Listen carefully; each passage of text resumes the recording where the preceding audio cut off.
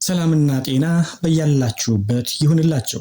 የተወደዳችሁና የተከበራችሁ ተመልካቾችና አድማጮቼ እነሆ ዛሬ በኢትዮ ሌንስ ቻናል መሰናዶዬ ወደ እናንተ ይደርስ ዘንድ የመረጡት ሐሳብ መሰረታዊ እውነት ላይ የተመረኮዘ ይሆናል። ዋናነት የመልእክቴ መዳረሻ የኢትዮጵያን እድገት ለመቀበል የዳገት ያህል ለከበዳቸው፣ መሬት ያለው የሚዳሰሰው እውነት ከስሜታቸውና ከፍላጎታቸው በታች ሆኖባቸው ለተቸገሩት ወገኖቻችን የሚሆን ምክር አዘል መልእክት ነው። ሐሳቡ በሚገባ ወደ እነሱ እንዲደርስ ታዲያ ሰብስክራይብ ማድረጉን አይርሱት። ላይክ፣ ሼር በማድረግ ሐሳቤን ያድርሱልኝ። አብሬያችሁ የምቆየው እኔ ሳምሶን አሸብር ነኝ። መልካም የአብሮነት ቆይታ እንዲሆን ተመኘው። አይንሽን ባየው ባየው አልሰለች ያለኝ ባየው አይንሽን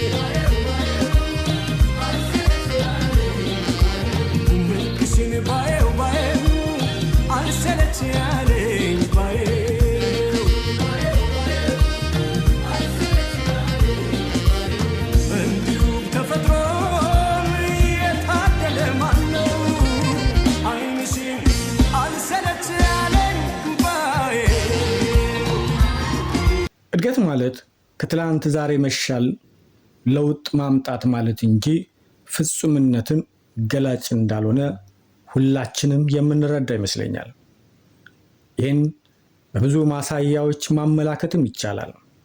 በተለይ አሁን ላይ ይህን እሳቤ ትክክለኝነት የሚያረጋግጡ እድገቶች ኢትዮጵያ ውስጥ እየታዩ ናቸው። አንዳንዶቹ ለውጦች ለየት የሚያደርጋቸው ዝቅታውንም ከፍታውንም ከኢትዮጵያ ጋር እኩል የተጋሩ ለውጦች ናቸው። ከነዚህ አንዱ የሆነው የአሁኑ ታላቁ ህዳሴ ግድብ የቀድሞው አባይ ነው። በዛሬው መልእክቴም በዋናነት ትኩረት ያደረግኩት በዚህ ጉዳይ ላይ ይሆናልና አችሁኝ እንድትቆዩ አሁንም በድጋሚ እጠይቃለሁ። ማማር ስንት ቆንጆ ያለ ምን ይሆን ሚስጥርሽ ያንቺ ለየት ያለ ይሄው ተፈጥሮ የተረዳው ማነው አይንሽ አልሰለች ያለኝ ባየው። የጽናት ጥምረት ለእድገት ኢትዮጵያና አባይ ወይም ህዳሴ ግድብ አንዳቸውን ከአንዳቸው ፈጽሞ መነጠል የማይቻል በታሪክ የአንድነት ፈትል የተሸመኑ መንታዎች ናቸው።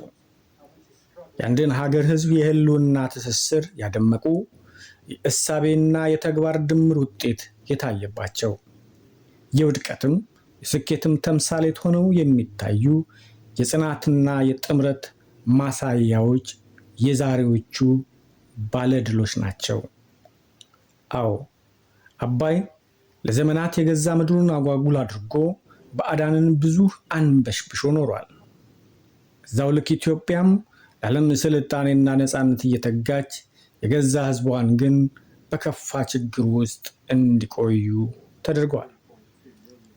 የሰው ዘር መገኛ የጥቁር ህዝቦች የነፃነት ፋና መሆኗ የሚነገርላት ኢትዮጵያ በጨለማና በድህነት ወጥመድ ውስጥ እንደቆየችው አባይም የራሱን ሀብት ጠራርጎ የሌሎችን ሀገር ውበትና ጌጥ አድማቂ ሆኖ ነበር። ዛሬ ግን ያ ሁሉ ታሪክ ሆኗል። ነበር ወደሚባል ምዕራፍም ተሻግሯል። የኢትዮጵያውያን እንችላለን ባይነት ማረጋገጫ የሉዓላዊነት አዲሱ ምሰሶ ቆሟል።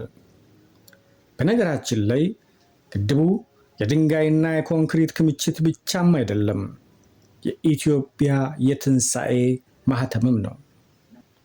አባይ ታጥሮ ተገድቦ ወደ ታላቅ ኃይል አመንጭነት ተቀይሯል። ኢትዮጵያም ከዘመናት የእንቅልፍ ዓለም ታሪክ ነቅታ የለውጥ ጉዞን ጀምራለች። እርግጥ ነው አባይ በገዛ ምድሩ ላይ ባለቤት እንደሌለው ተቆጥሮ የተጓዘበት ዘመን አብቅቷል። ኢትዮጵያም በራሷ ሀብት በልጆቿ ጥረት የታሪክ መነጽሯን ቀይራለች። የተገደበው አባይ የተፈታችውን ኢትዮጵያ አበርትቷታል። የተፈታችው ኢትዮጵያም የተገደበውን አባይ አጉልተዋለች። ይህ የጽናት ጥምረት የወለደው እድገት ነው። ልክ እንደዚህ ሁሉ አሁንም የጽናት ጥምረት የታየባቸው ጉዳዮች አሉ። የጊዜ ጉዳይ ሆኖ የዘገዩ ሌላ የድል ብስራት ልንሰማባቸው የተቃረቡ ከበር የቆሙ ጉዳዮች። አዎ አንድ ቀን ያን ዜና መስማታችን አይቀርም። ግን ደግሞ ኢትዮጵያ እያደገች ነው፣ እየተመነደገች ነው። አሁን እያየናቸው እየሰማናቸው ያሉ ለውጦች የዘመናት የትውልድ ጥያቄዎች ድምር ውጤቶች ናቸው። ይህን መቀበል የከበደው ከሚዳሰሰው እውነት መግባባት የቸገረው ማን ይሆን? ለምን? እውነት ሀገሩን የሚወድ በነበረው ባለውና እንዲኖር ከሚፈለገው ሀገራዊ ሂደት ጋር የሚተዋወቅ ይሆንን ወይስ ሌላ? አዎ ችግር አለ። ደግሞም አይነቱ ወይም ቦታው ይለያይ ይሆናል እንጂ ይኖራል። ከችግሩ የበለጠ ስኬት እየታየ ግን ስለምን እንከን እየመረጡ እድገቷን ማንኳሰስ ተመረጠ? በእርግጥም ኢትዮጵያ እያደገች ነው። የምናየው፣ የምንሰማው፣ የምንዳስሰው ነገር ይህን የሚያመለክት ነው። እንኳንስ ተወላጇ ሌሎች ባዕዳን እንኳን በአደባባይ የወጡ ምስክራቸውን እየሰጡ እየሰማን ነው። ግድ የለም፣ ሀገራችሁን አለመውደድ መብታችሁ ነው፣ ግን ከእውነት መሸሽ አይቻልም እንላለን። አይበጅም። ይህ የኢትዮ ሌንስ ቻናል ድምፅ ነው። እናመሰግናለን።